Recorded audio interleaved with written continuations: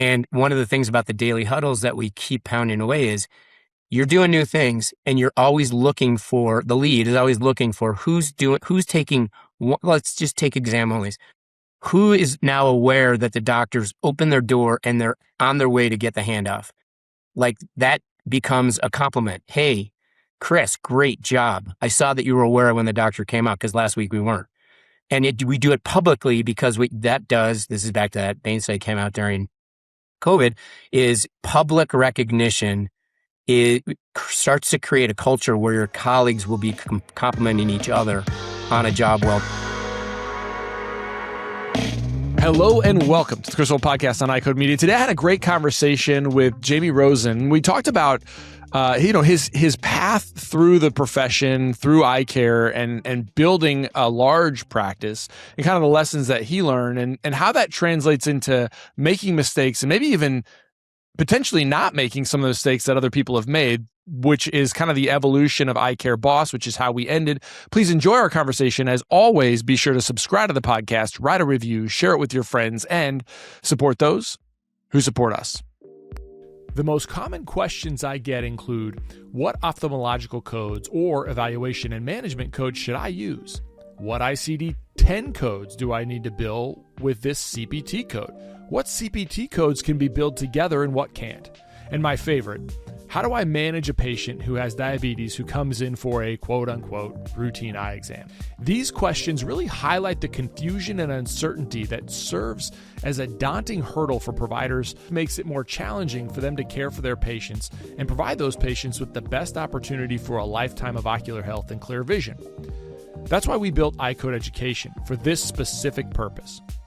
Our mission is to provide optometrists with resources to help you understand disease states, revenue cycles, and billing and coding so that you can put that on autopilot and truly care for your patients.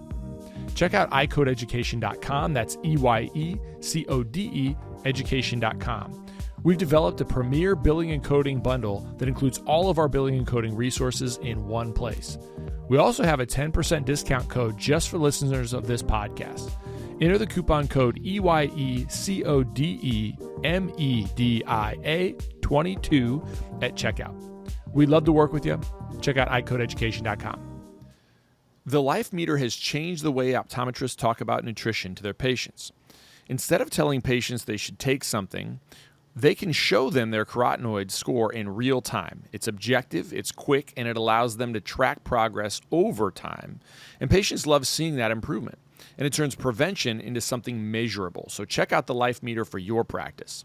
So tell me a little bit about, so Jamie, I've seen your name around a number of places, and I'll just sort of bring it up because I'm sort of apologizing to Eugene on multiple podcasts because, well, one, last time I had him on the podcast, I kept calling him Shane because I know a guy for a long time. His name is Shane Stratman. And so in my mind, it was always Shane. So anyway, and by the time I think I did it like 3 times during the podcast, and he was like, it's Eugene. And I was like, oh my gosh, finally by the end. So anyway, extend my apologies. Maybe I can get him to come back on. But so I listened to your episode or Eugene's episode with, I think Adam, must have been Adam.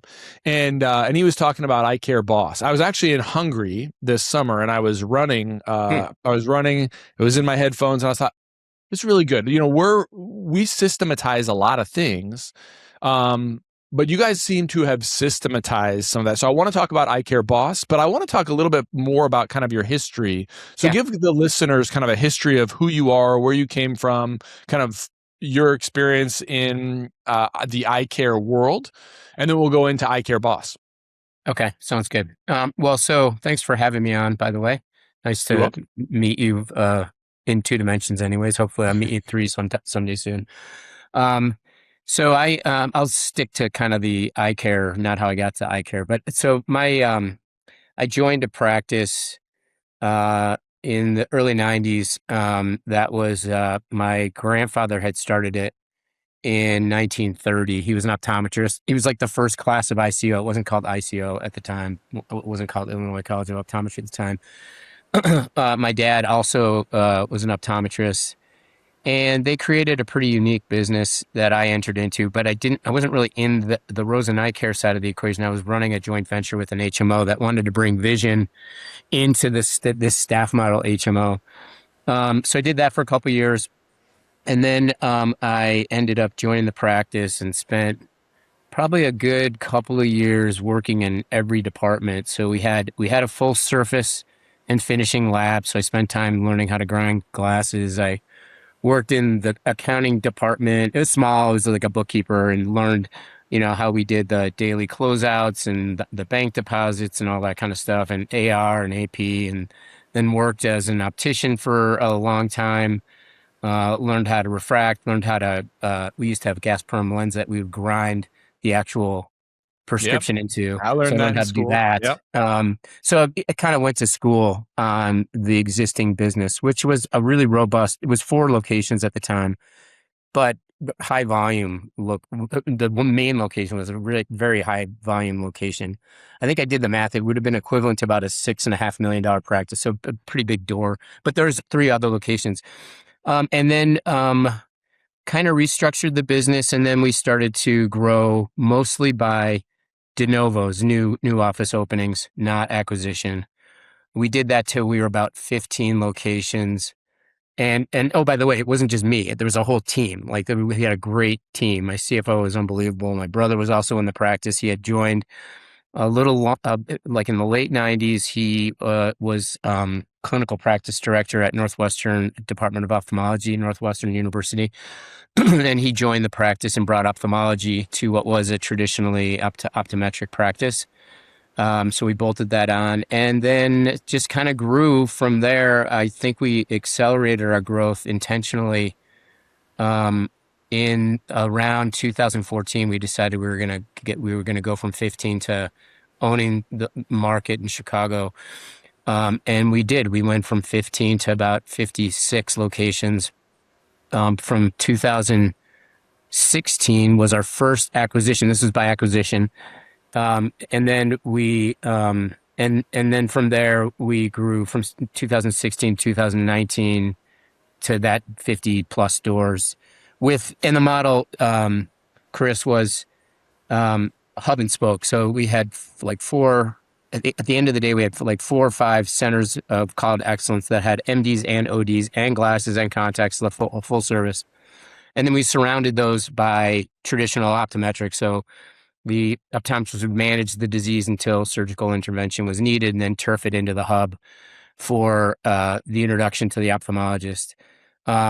We had a LASIK center that we did LASIK in. More recently, we did office-based surgery center. We are opening our second one now, but and then in 2022, we sold Rosen to a division of EssilorLuxottica called Team Vision. It was just starting out, and then spent 4 years in that in that group, and now I'm no longer. I paid my You time and did your time. You did my did your time. Well, time actually, with actually a great me. experience, and I have to say, the gentleman that runs that division really knows what he's doing. He's very talented. So, anyways, so that's it. Along the way, I was in a information sharing group, and I benefited tremendously. And I was one of the younger guys in this group. It's still around, actually.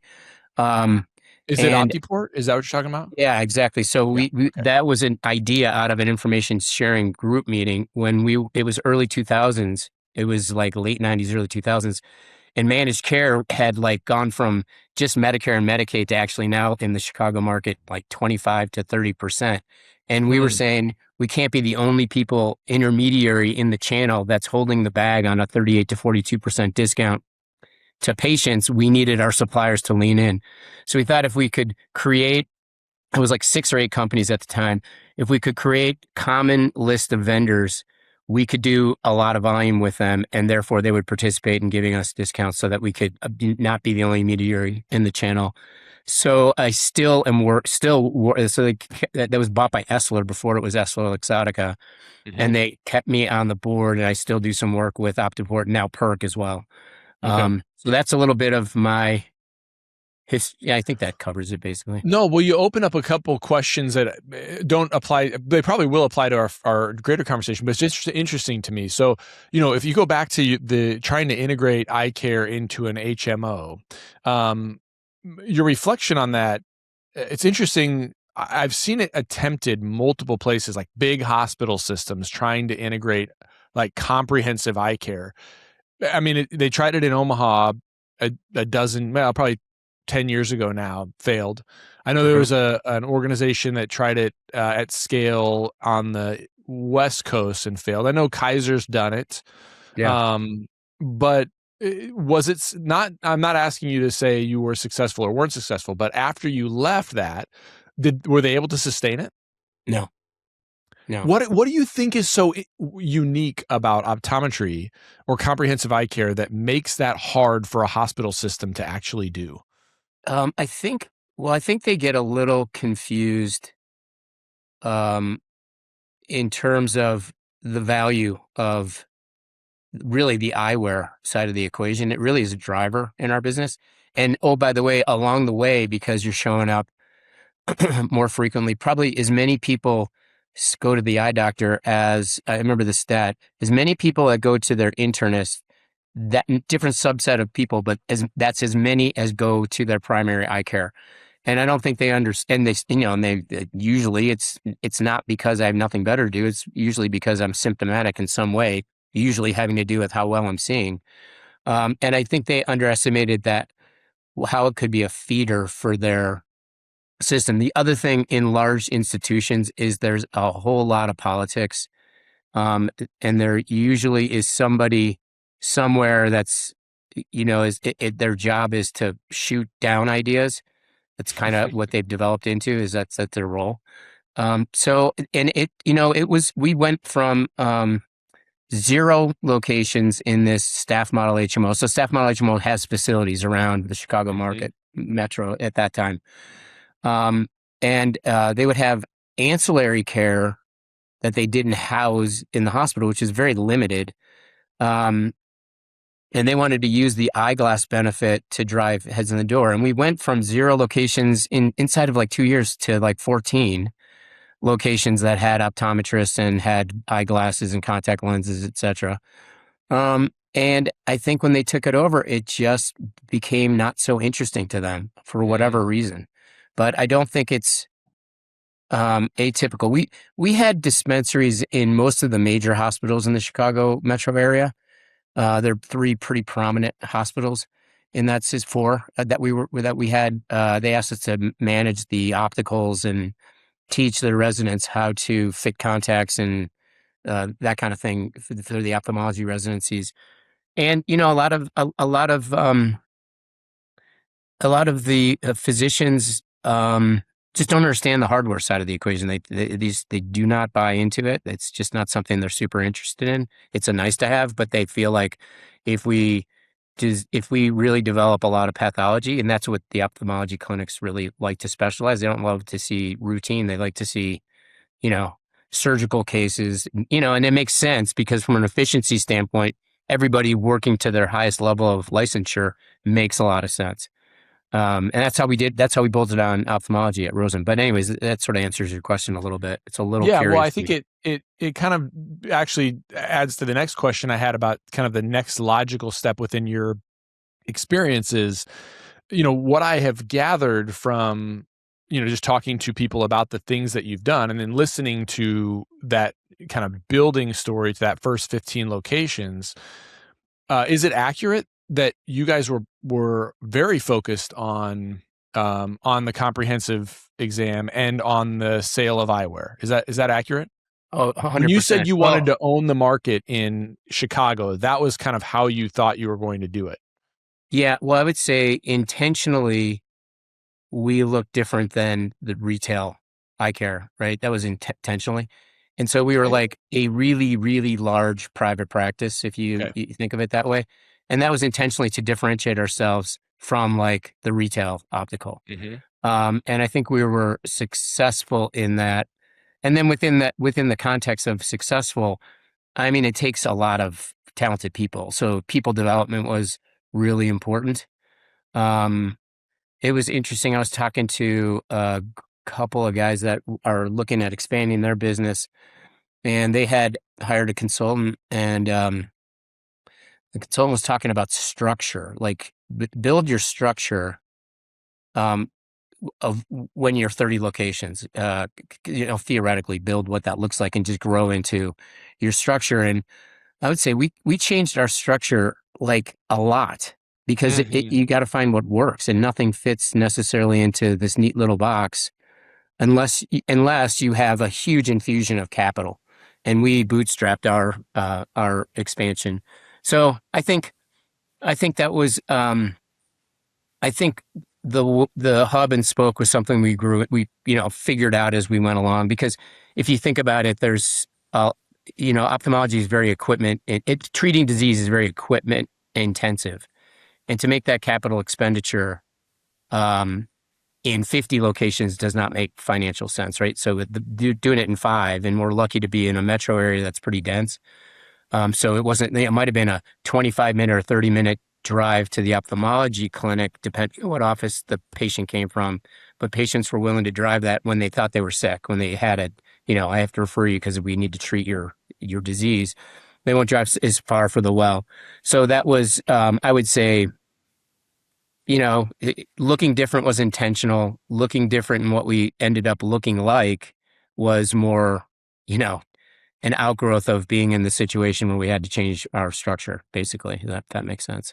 It And does. the reality is that we can't spend $1 in 2 different places unless we, spend 50 cents, and the equipment really, theoretically is more than $1. It's very expensive. Yeah. Yeah. Do you think so? One of the things that we focus on a lot is helping doctors identify their underlying why, owning their responsibility, having deep beliefs. It's kind of weird because, a lot of times people think I'm like the billing and coding guy and the clinical guy. But the reality is what I find is if I can't get to the doctor's heart about what they really want to do, which is take care of patients, because that's my heart. It's what most doctors are. Hmm. But then I can tell them you should do this for a glaucoma patient. You should refer here. You should identify that problem. But if they don't believe that it's actually in the best interest of the patient, they won't do it. So in order to grow to even, let's call it that 4 to 15 location, how did you speak to the doctor's heart so that they're doing what's in the best interest of the patient from their belief, right? Because it is what's in the best interest of the patient, but it's also like continuing to grow and use the hub and spoke model in a way that seems to be meaningful. Yeah. Well, so part of that, the part of so we got to 15 locations, and we had always had a mission, a vision, and we went through this process when we were 15 locations. Maybe we were closer to 20. We just started expanding, and we really involved everybody in the organization to help us define our vision and values, right? So the entire organization, the door was open for them to contribute.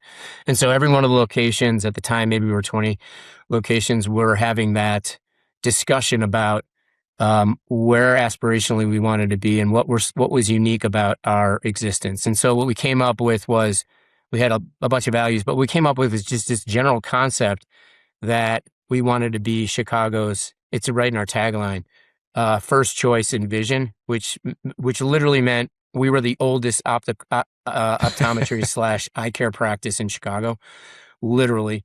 And then the other point of Chicago's first choice was that you could come to us and we could treat everything.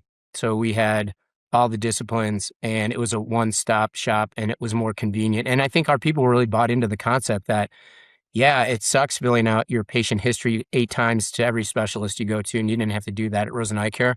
And that, I think it resonated with our people. So, and we had already set up our culture by then, that we were a very high converting culture. Like, you came in with a chief complaint that was essentially, I'm not seeing as well as I used to. I'm not seeing in certain conditions like dusk or dawn.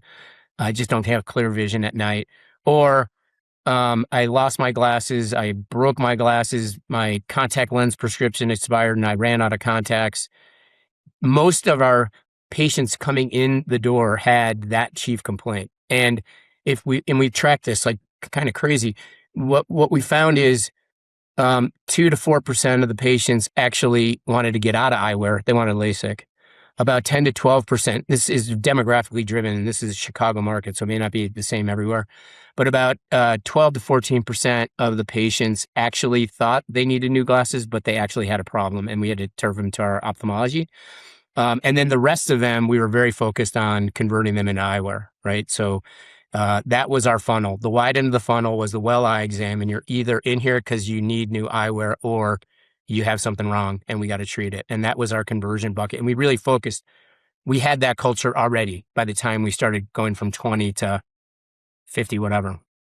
Why did you start thinking about it that way? Because again, I don't think a lot of ODs, maybe I'm wrong, but I think a lot of ODs kind of don't view their comprehensive care as a funnel or as an entry point. They almost view it as like an event.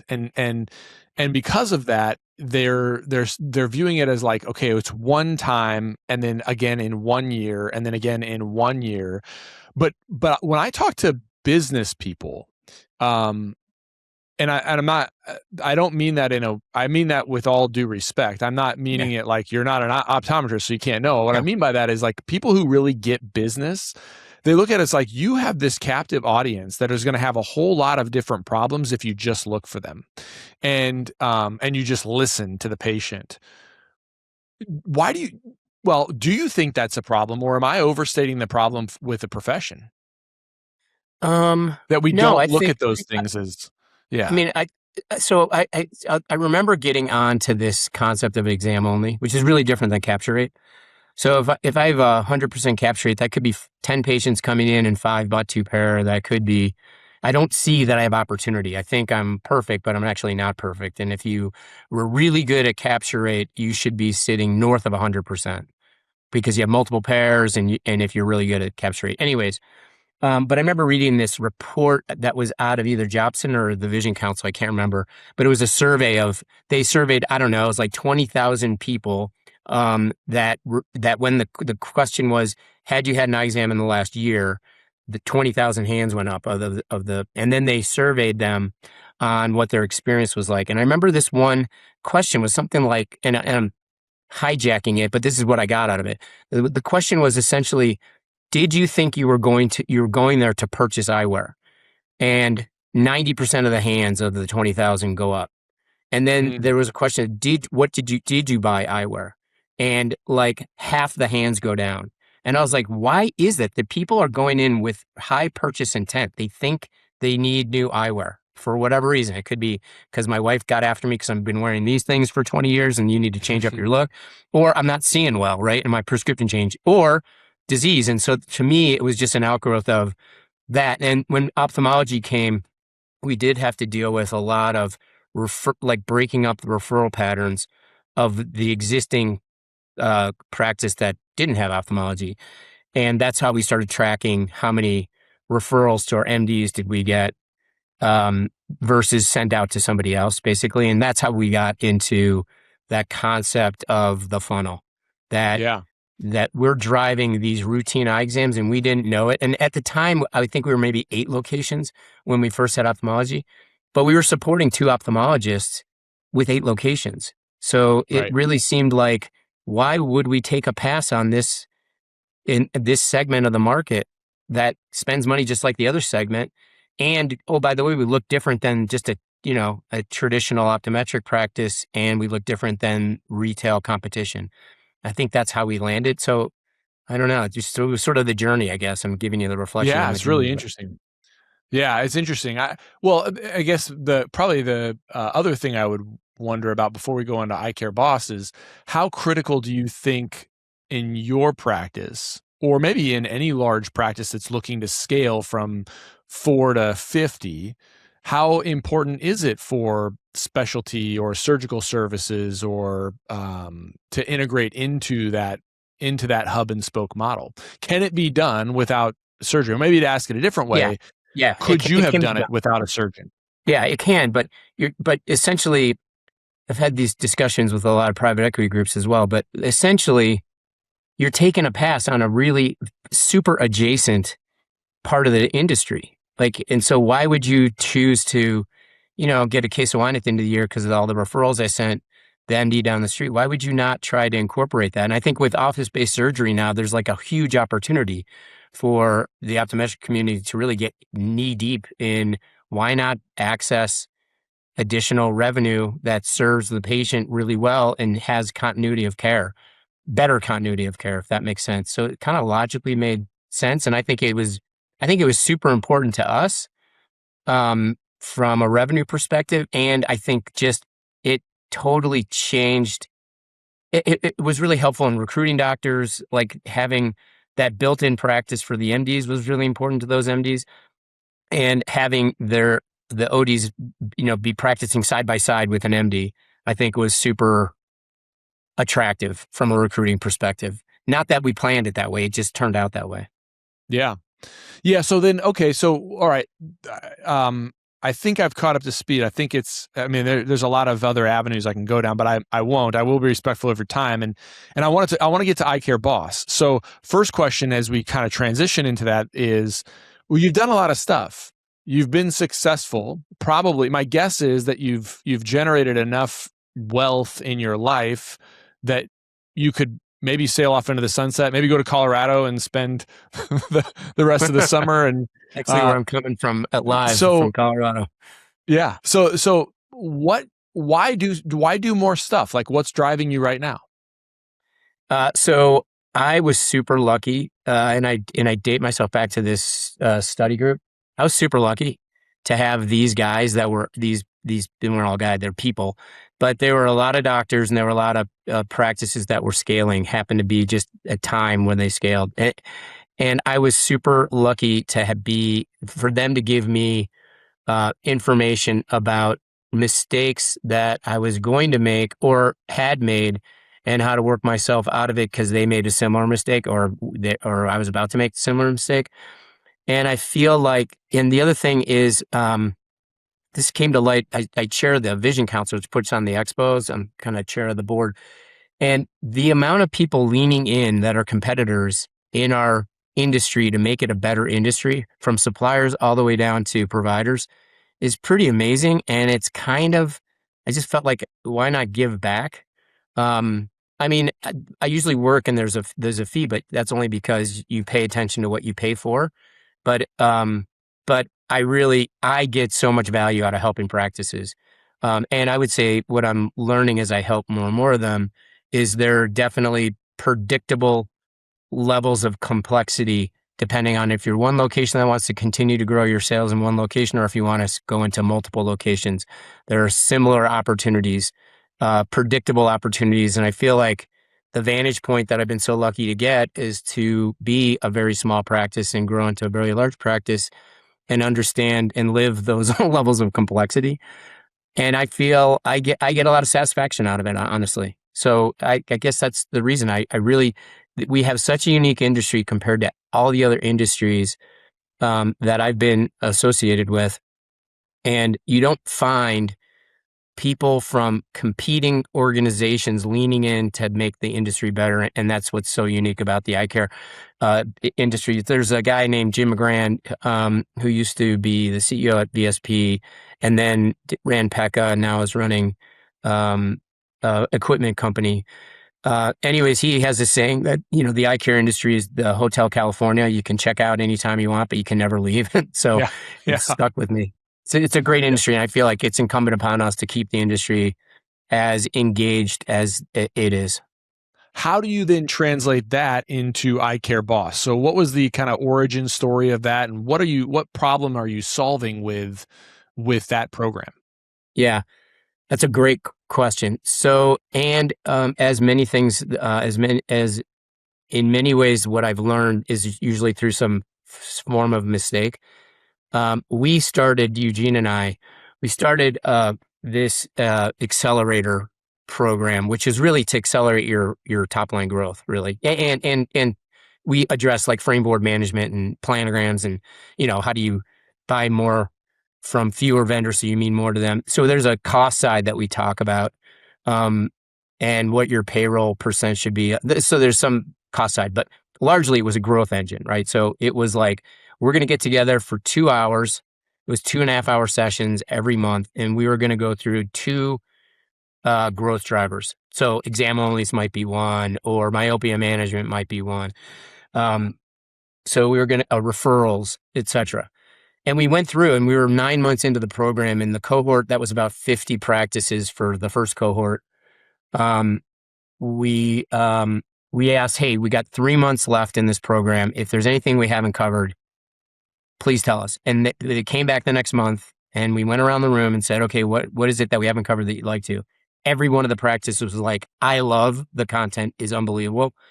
The growth drivers totally make sense. But I don't know how to implement any of this. I can't get my people to do it. And we were like, It was like, the emoji with the hand on your forehead. Like, wow, we totally missed it. We thought if we gave growth drivers, they would just be like, yes, and they'd be off to the races. And it was like, no, we actually skipped a really important step, which is how do you manage your business? What is the operating system you use for your business? And then we started just talking about the different books we've read and how hard it is to apply to this industry. That they're not like cookie cutters. And we're like, we need to make a manual, a document that can help you run all the different parts of your business simultaneously, and accountability. So there's an accountability system, there's a people system, there's a data system, there's an experience system. There's 5 systems, subsystems, I would call them, that are important for running an eye care practice. And we tried to make this like a how-to manual. And so you see, so that's how the book, it didn't start out being a book. It started being like, we gotta build something, and this is going to take a long time. It came together quite quickly.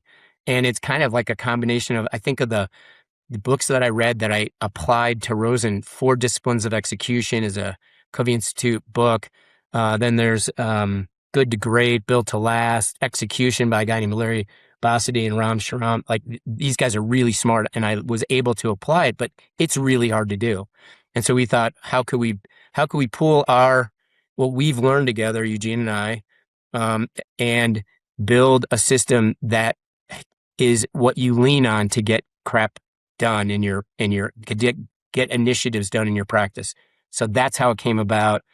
And, Eugene needs a lot of the credits. He did a lot of it, but that's where it came out. And what we intentionally did is every chapter has a QR code, so you can download tools so you buy the book and you can download tools. Now, I'm not saying it's easy for you to implement it on your own, but you can try. And then we decided we were in our third cohort, right? It's in the accelerator program, and accelerator is the place that the eye care boss system is going to be taught.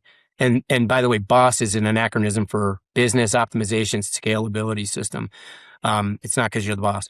And what we're finding, and this was my curiosity. I was like, is this predictable, or did I do something unique when I was at Rosen, and it's just about my personality, or is it predictable? And we just finished our second cohort. We changed up the accelerator to be 1 operating system topic per quarter, 1 growth revenue per quarter, so you can build some muscle in each one of them.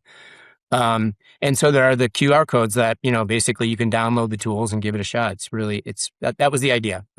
How do we build a how-to for our industry? Because none exists. None exists that actually were pressure tested by somebody. The Clarity One Day is a versatile silicone hydrogel lens that is daily, that it fits well across a wide range of patients. In my practice, we appreciate how predictable the fit is and how comfortable patients find it. Because the Clarity family includes sphere, toric, and multifocal options, patients can stay in the same platform as their vision changes and those visual needs adjust. And that consistency makes follow-up care much easier for my patient. If you're ready to stop feeling overwhelmed and start running a safer, more profitable practice, here's the next step. First, book a strategy call with us, Practice Performance Partners. We'll uncover the biggest risks and opportunities in your practice. Then, choose the package that fits your goals. From there, we'll get you launched with confidence, with clear systems, with expert support, and with peace of mind, knowing your practice is protected and set up to grow. Don't wait until something goes wrong. Book your strategy call with us, Practice Performance Partners, today.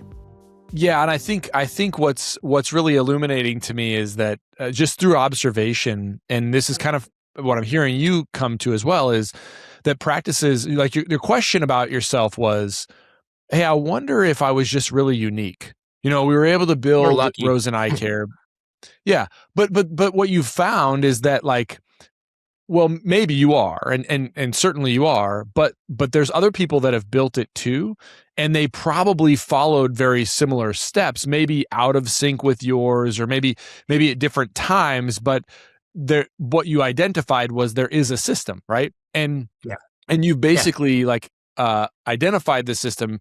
You didn't necessarily have to, what I'm hearing is you didn't have to create it out of whole cloth. You just basically, you observed what other people were doing. You observed, like, the things that worked and didn't work. And you found, like, hey, I'm unique, but not as unique as I thought. And that observation, I think what I'm hearing from you is, like, it's kind of, eye-opening in a way, as, like, yeah, like you said, it's pressure tested, it's proven. But a lot of these other people, my guess is that the other people that you encountered that did these things that were successful didn't know they followed 5 steps or 5 pillars, or you called them 5, what were they? Subcategories? Categories? Subsystems. Yeah. Subsystems, yeah. So they didn't necessarily know they followed them, but they did them. And they did them really well, and that's what wound up successful. Yeah. Yeah. I think, well, and I think that is, in order to trip over that, and like, that's an important component. Like, you're going to make mistakes and you're going to learn from them. And there are a lot of people that along the way made mistakes, but were very successful. And I think of the people that were in my study group, uh, OMG, Optical Management Group. We should have Yeah. copywrote it back in 1989 when it was started. OMG. Anyways, and they all usually they're bigger. They were bigger practices, and they tended to all have ophthalmology, believe it or not, as well as a really robust optometry component. Um, but they, it's hard, but it's really hard for any individual to figure that out without it taking years and years and years. And the idea of the accelerator program was, I stumbled intentionally into exam onlys, for example, and we grew about 60% over the next 5 years, but it wasn't front end loaded, and it was really back end loaded. It had to become culture, and we had to learn what tools we needed. And that the idea of the iBoss system is really being able to accelerate your growth and do it in a way that you're not like working 24/7. Now, I worked a lot, but we all did. The team all worked a crap ton, but we were trying to scale to a very large number. The iBoss system really was a way to not dumb it down, but just make it really obvious how to run your business specific to the eye care. You don't have to synthesize it and then figure out how to apply it. Like, I read Execution by Larry Bossy and Ram Shriram. I had to figure out, it was about, Bossy was the CEO of, I can't remember, a big alarm company, basically. And Ram Shriram was a Was it Honeywell? consultant. Yeah, Honeywell, exactly, yeah. And Ram Shriram was a business consultant for really large enterprise businesses. Think like IBM or GE or Honeywell. Um, and I had to figure out how to apply that to the business, and not all of it was applicable. Like, another one is, what is the system that a lot of eye care practices are using? I can't remember the name. Anyways, it basically, it doesn't tell you like what metrics are going to drive your behavior and how do you measure that and what's the definition. And then in our business, you can't have a 90-minute meeting with your staff that is working on the floor, in front of patients. You have to be able to scale it differently. So in the iBoss system, we have, this whole concept of change management, and it's not a concept, it's what I learned. But it's like, for example, part of launching an initiative is actually pre-planning for the rollout of that initiative and measuring how the practice is performing if it's going to be initiative, and then extrapolating if we got 5% better, How much more money would the practice generate? Is that worth the trip or not? Well, if it's worth $300,000, it's worth the trip. If it's worth $5,000, probably not worth the trip. All those things were built, were basically stuff we learned, but we had to apply. And I think it's super hard to do that. I mean, I had a really hard time applying those things. I found a way, but it was like it was like approximating where the end would be. And it would have been so much nicer for someone just to give me how to get to the end without all the pain. Now there's still pain because a lot of practices You got to do the work. don't work on pre-rollout meeting with a lead, and they don't identify the meeting cadence.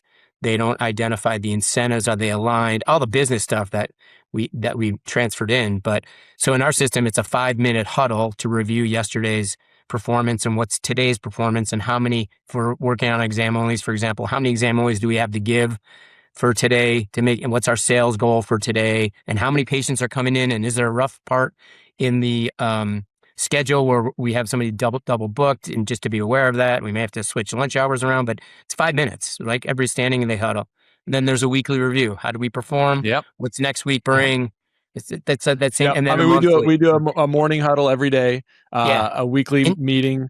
We do a quarter. It's interesting you brought up quarters because again, I'm a big fan of like setting quarterly goals, attacking one thing in a quarter, then reflecting on it and saying, did we meet? Are we done with this? Have we perfected it and moved to the next thing, or do we have more perfection to do? Right. But well, I love the daily huddles. It's one thing that I think people just blow off and poo-poo, but it gets if nothing else, it just gets everybody on the same page to say 100%. Hi for the beginning of the day. Well, and it's there was a study that came out during COVID actually, and I think it was Bain, maybe a different big HR company, but they talked about, so part of the daily huddles, as we sort of talk about it in iBoss, is find them doing it right. Like we're so built to find what's wrong. We're just conditioned as human beings. You got to really condition yourself to find your people doing it right. The other thing that's super interesting about daily huddles in general is there's a guy named Daniel Kahneman. Have you heard the name Daniel Kahneman? No. So Daniel Kahneman was a behavioral psychologist, and he won a Nobel Prize in economics, believe it or not, because he started a division of economics called behavioral economics. And one of the cornerstones, like super freakonomics and freakonomics. Yeah, well, yeah, right. But he started. But he didn't write. He wrote a book called Did he Think write Fast, Think Slow. Oh, that different guy. This guy passed away. He was still like the underlying, like why we do the things we do in an economic and behavioral way. Yeah. His point was, his rhetorical question was, what is the cornerstone to changing human behavior? Right. And it's like, I don't know, incentives. No. Well, what is the cornerstone? He's like, feedback. Without feedback, I do not know where I stand. Therefore, I have no idea I should be changing in one direction or the other. And so feedback is the critical element that allows people to change. And one of the things about the daily huddles that we keep pounding away is you're doing new things, and you're always looking for, the lead is always looking for who's taking, let's just take exam onlys. Who is now aware that the doctors open their door and they're on their way to get the handoff? Like that becomes a compliment. Hey, Chris, great job. I saw that you were aware when the doctor came out, because last week we weren't. And we do it publicly because this is back to that Bain study came out during COVID, is public recognition. It starts to create a culture where your colleagues will be complimenting each other on a job well done. You set a culture versus pulling somebody off to the side and giving them $50 and then be like, wow, I saw you do it yesterday. That was great. It's got to be public. So that's part of stuff that we learned that we, infused into the I Care Boss basically as a daily huddle. That's one of the ingredients in the daily huddle. And then I kind of rattled you through the other ingredients, which is just a heads up for the day and what's our goal for the day. And we hit it yesterday. Way to go. Great job. Sorry, forgot how we got there. No, we got there because we were talking about, I mean, this is perfect. This is exactly where I wanted to go is like, okay, well, what are the functional things that you've done, that you've learned that people like overlook. And this is an exact example of the daily huddle and positive reinforcement. And how do you get change? Because change is really challenging to incorporate. And so that's kind of how we got there. But I think the other question, I wanted to unpack one thing because you keep referring to it, and I'm not sure I have a correct understanding of, you call them exam onlys. Yeah. And Jason was talking to me about this, and I think he explained it well. I just don't think I grasped it fully. Why do you think that's, instead of focusing on capture rate, why do you think exam only is the key metric that we should be focused on? What flows from there? So it really identifies opportunity. So no matter what we're talking about, so we could be talking about multiple pairs, we could talk about exam only, but the point is exam only does not murky the waters. Capture rate can murky the waters. Again, that example, 10 patients came in, 5 bought 5 pair. I'm great. My capture rate's 100%. How can you get better than 100%? And when I go to an exam only, the exam only is 50%. So it looks at a routine exam and did they buy the day of, and what's the backdrop of that is the chief complaint is one of those 5 or 6 things I mentioned typically, because they don't know if they have a disease, and they're not a disease patient, right? They're not like a medical patient. It's a routine exam. So, so that would be the metric that I felt really exposed the opportunity. This is back in, when we started this drill, it was, I don't know, in the mid 90s. People weren't, it wasn't even a thing. People weren't talking capture rate, and they certainly weren't talking handoff, back then. And I think that's the, and when I look at practices, they, for a routine eye exam, it's not uncommon to see 50% exam only, which when you start doing the math, depending on how many exams you do in a year, routine exams, it's a lot of revenue for the practice. And so the optimization in BOSS is really by just getting incrementally better. So I don't have a goal of 50% better because I'm never going to hit it in a quarter or a year. But can I have a goal of 5%? I can absolutely accomplish that.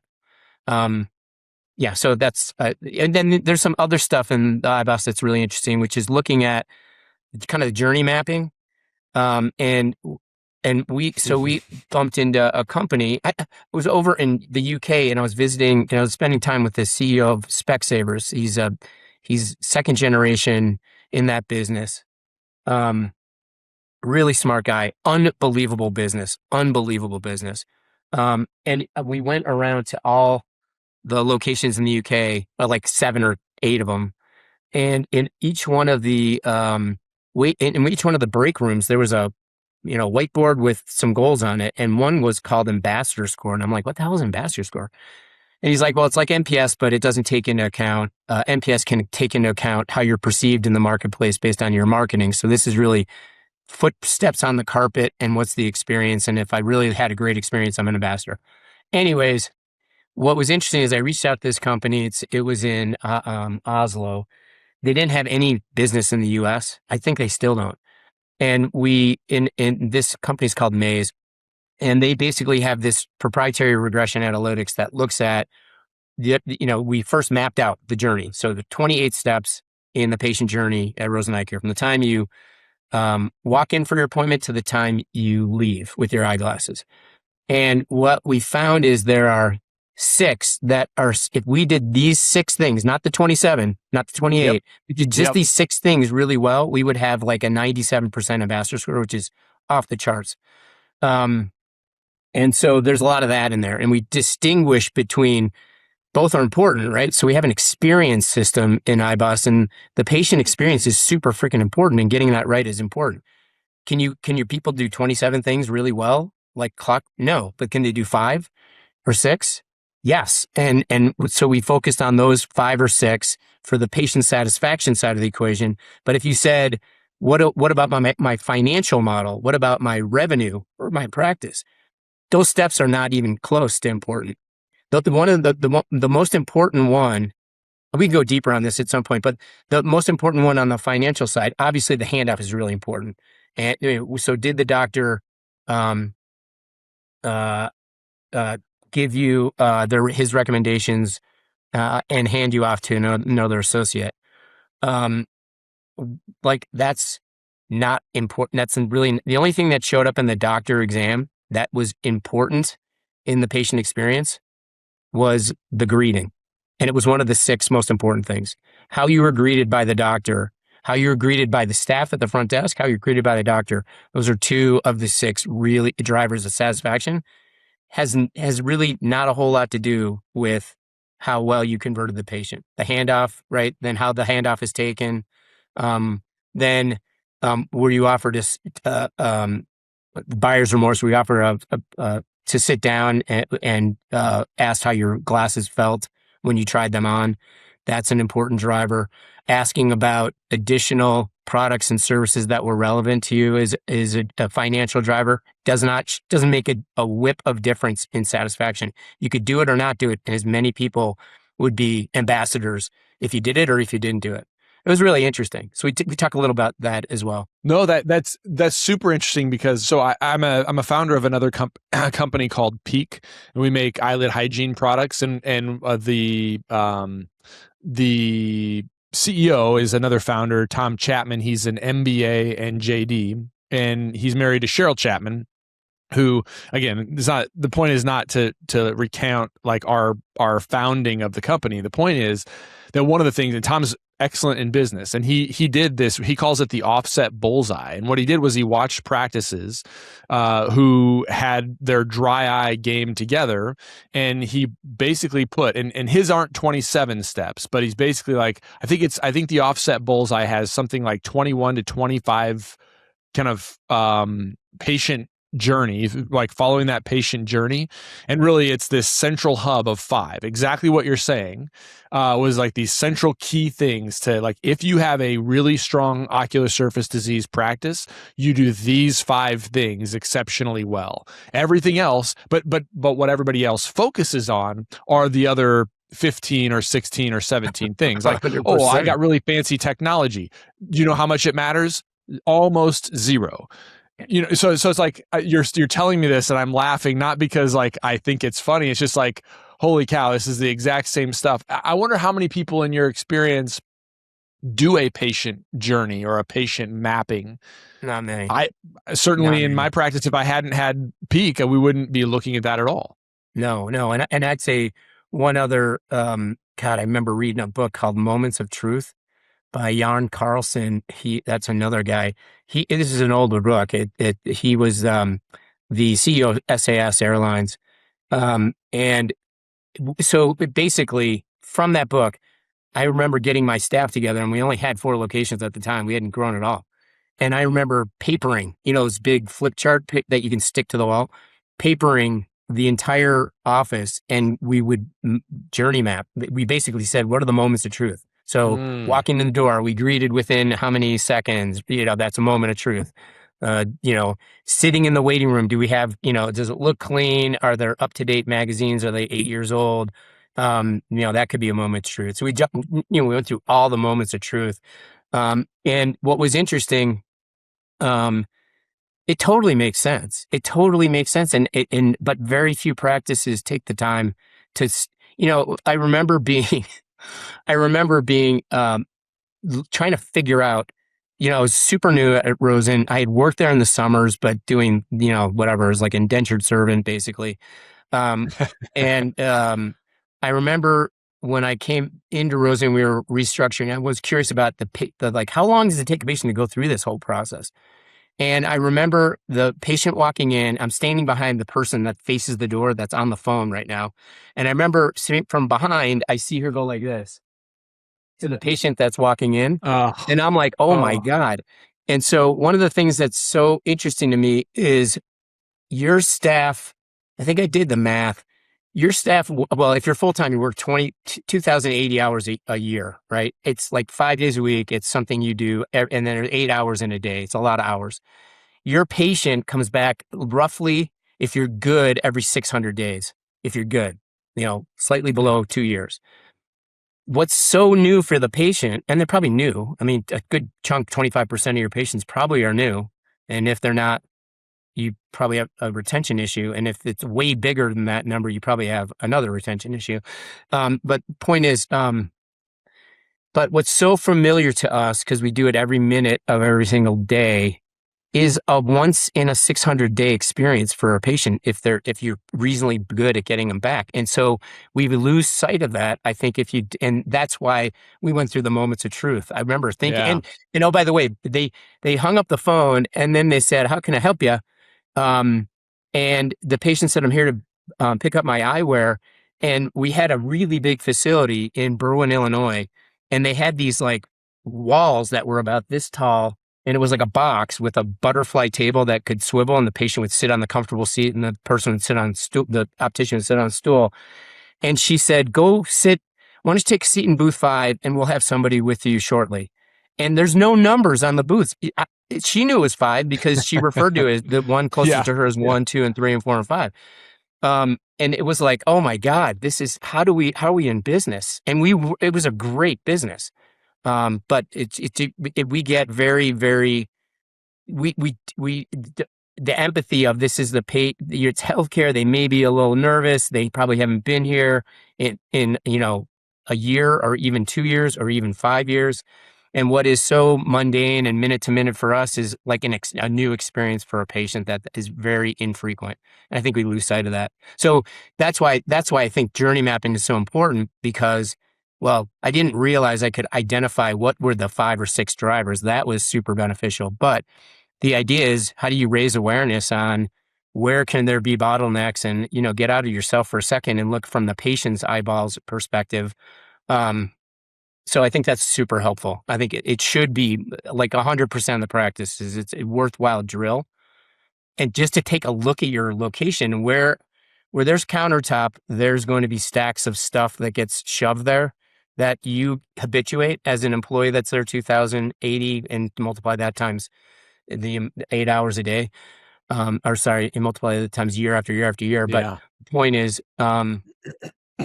that I think our people need to, have an event where they get out of their what's mundane to them is like a once in a, and sometimes we would do that by bringing our executive team that worked in the field, so regional managers, area managers, to some other eye care clinic, right? And we would be like, wow, that, fresh eyes, and wow, I'm going to go back to my office now and make sure I don't have the same stuff.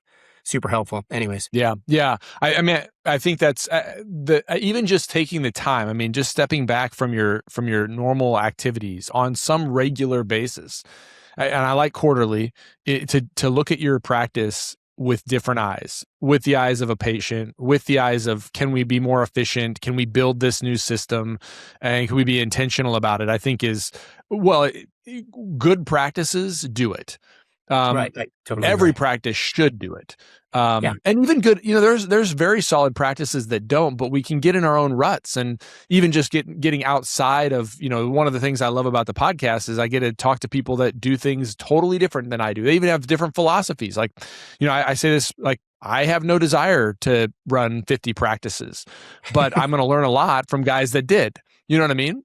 And so I totally agree with you. So let me ask you this. So then I guess I'll be respectful of your time. Yeah. People want to know more. I think you and I may have a continuation of the conversation at some point in the future, but how do they find you? How do they find kind of the next thing that Eye Care Boss, accelerator program? Talk a little bit about that. Yeah, well, I mean, they can email my email is pretty or easy. Even just Eye Care Boss. Where can they go to find Eye Care Boss? There's our website. You can go right to Eye Care Boss. Great. If you want to get the book, it's available on Amazon as well. And I think we're a bestseller in optometry. I think I have my next book, which is like a book on stanchions. And because there's very few books, I'll be a number 1 bestseller. So anyways, it's available on Amazon. And again, this is not like a marketing tool. It really is more under the heading of like how to optimize your business And again, there are tools in every single chapter. Just hit the QR code. So hopefully I don't know, it's like 40 some odd dollars or something. It's worth the $40. And then I would say you can hit me up on LinkedIn if you have questions. I'm totally open to that. That'd be just search for James Rosin, ROSIN. If you want to reach out, I'm super available for conversations or questions or thoughts. So, and Chris, thank you for having me on. It was great to meet you. You're welcome. I can tell we're gonna have more conversations, whether it's in the studio or if it's just one-on-one. I'm looking forward to it. Yeah, that'd be great. Well, thanks for coming on. I really appreciate it.